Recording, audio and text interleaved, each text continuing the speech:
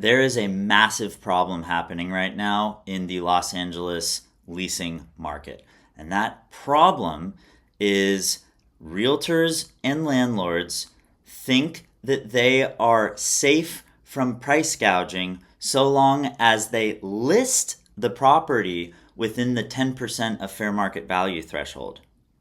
We are seeing countless examples of desperate, displaced families being willing to waive their right against price gouging, meaning they're willing to pay more and more and more. There are bidding wars happening right now with leases, and what everyone needs to understand is that it is a crime to accept and put together a lease that is at 10% higher than the fair market value. It doesn't matter what you marketed the listing at.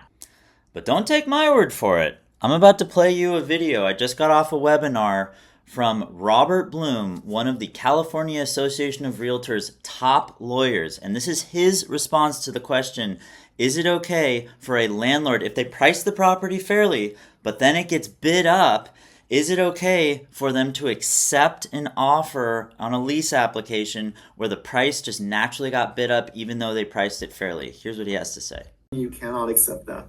The answer is no, for two reasons. One, because under the plain reading of this law, you are in fact charging more than 10% above the pre-emergency rental price. But secondly, the issue is whether this prospective tenant can waive the protections of this price gouging law. And really, I don't believe you can. This law is intended to protect the public at large. If there's a public reason for a law, then generally it cannot be waived. In case that is not clear enough, I've got two more screenshots for you to have this fully sink in, fully digest, where the car lawyers monitoring the Q&A section are answering it the exact same way. So now that we've got that properly figured out here, how do we determine the baseline price that we now know it is illegal to put a lease together at 10% higher from that baseline price? So firstly, if the property was leased out within the last 12 months, that is your baseline price.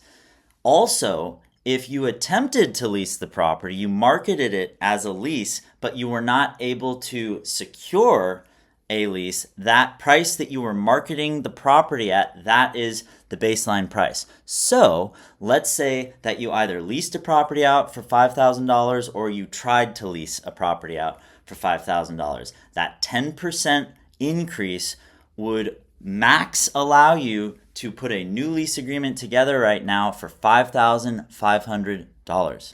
Now, if the property was not leased or offered for rent within the last year, it's a little more complicated for us to determine this baseline pricing. And we have to look up from the Housing and Urban Development's website, we have to look up specific to zip code and specific to bedroom count what number they have for fair market value, and then that baseline cannot exceed 160% of that. I will show you what that looks like. All right, now we are on the lovely HUD website. You can follow along at home. There's your URL. We're going to say 2025, and this is fair market rents. The 40th percentile is how this is determined. So we're going 2025. We're clicking through California, Los Angeles County. There we go. And we are seeing it is sorted by zip code and it is sorted by bedroom count. So let's do an exercise right now for 3-bedroom properties in 90039 zip code. So here we have this figure, and we're going to take this number right here. Let's pull our trusted calculators out. There we go. We're going to take the 3530 figure, and we're going to multiply that by 1.6 because, again, we can do 100. The base is 160% of the fair market rent determined by HUD. That's exactly what we're looking at here.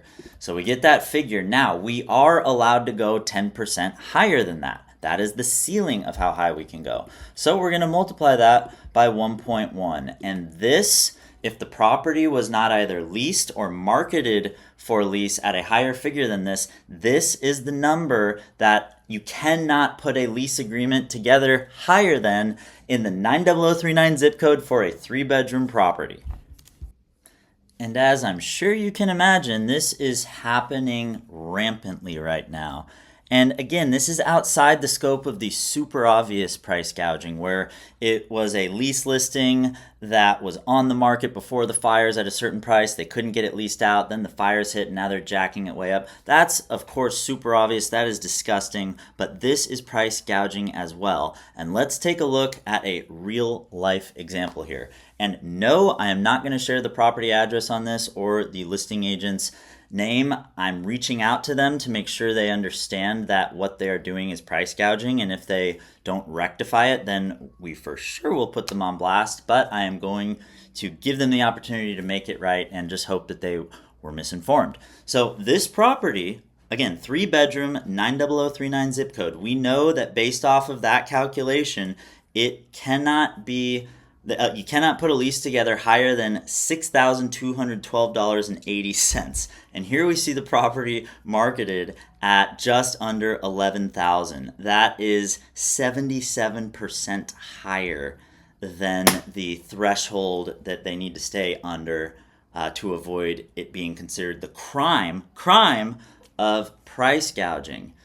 All right, I want to end this video with touching on 3 additional big considerations that I took from the webinar. And the first is that these protections extend to adjacent counties as well. That makes all the sense in the world that displaced parties are going to have to seek shelter in adjacent counties, so they are absolutely protected there as well. The other consideration, this is huge, is that these laws are only applying to the rental market, not the purchase for sale market. That's very big. So as you probably saw in that last example that we showed of rental price gouging, that property actually was listed for sale last year, pulled off the market in Q4, and now post the disaster has been relisted for sale $300,000 more. And we can talk all day about how just icky that is and how immoral that is, but at the end of the day, that is not price gouging. That is not a crime. It is the rental side that was the price gouging issue there. And the final consideration here is that, yes, if you are offering a furnished unit, you can tack on an extra 5% of allowable rent.